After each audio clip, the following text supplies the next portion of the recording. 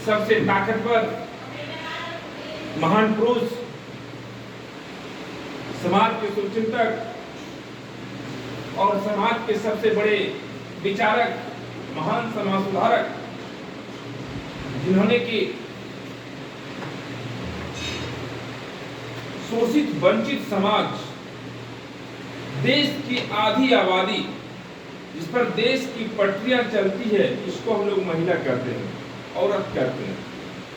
उनको पढ़ने लिखने का हक की शुरुआत क्या था, मैं उनकी ही एक गाथा सुनाता हूं। उस गाथा को सुनेंगे और ध्यान से समझेंगे भी। सर 1834 में जब भारत में इंडियन एजुकेशन एक्ट आ गया, प्राइमरी एजुकेशन एक्ट के सभी लोग पढ़ेंगे, तो उसके पहले हमारे यहाँ सिर्फ एक समाज के लोगों को पढ़ने का हक था, वह सिर्फ पुरुषों का था।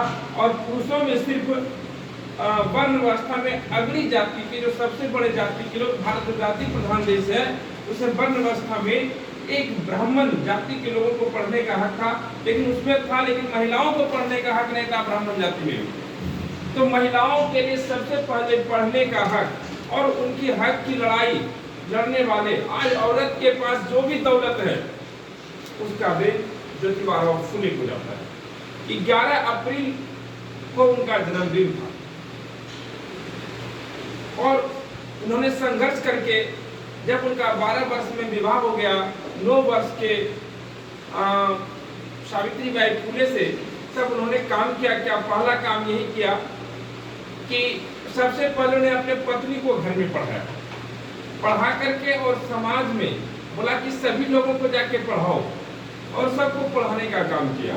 और महिलाओं को जब उन्होंने पहला स्कूल खोली थी, तो इस स्कूल में 10 बच्चे आए।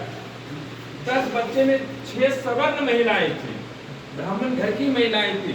जब वो स्कूल जाया करती थी तो ब्राह्मण समाज के लोगों ने उस पर गोबर फेंक दिया करते थे, ठीक है, लेट्रिन फेंक दिया करता था, भर्ती भर्ती गालियां दिया करते थे एवं प्रकार से।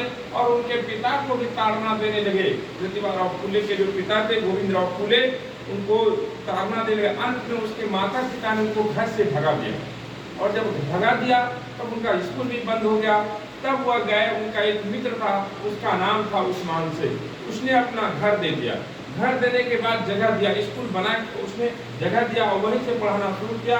और सबसे पहले अपनी, और उसने भी अपनी बहन को भी लगा दिया, उसकी बहन भी पढ़ी लिखी और फिर समाज में सभी लोगों को पढ़ाने लगा। मतलब हम जिस देश के वासी हैं, उस देश में पहले से ही गंगा जमुना की तहजीब थी। यानी सावित्रीबाई फुले और फातिमा शेख, ज्योतिबा फुले और जो है उस्मान शेख ने मिल करके पढ़ाने का श्रेय जाता है। और आज जो महिलाएं नीचे से, मतलब सुई बनाने से लेकर हवाई जहाज उड़ा रही है, चांद पर जा रही है, वैज्ञानिक बन रही है, ये औरत का जो दौलत है वो ज्योतिबा फुले का देन है। लेकिन आज दुर्भाग्य की बात है, बड़ी दुख की बात है कि महिलाएं ही यह नहीं जानती हमको इतना हक किसने दिया, पढ़ने का हक किसने दिया, लड़ने का हक किसने दिया। और आज ये महिलाएं कहाँ पड़ी रहती है, ये रात दिन,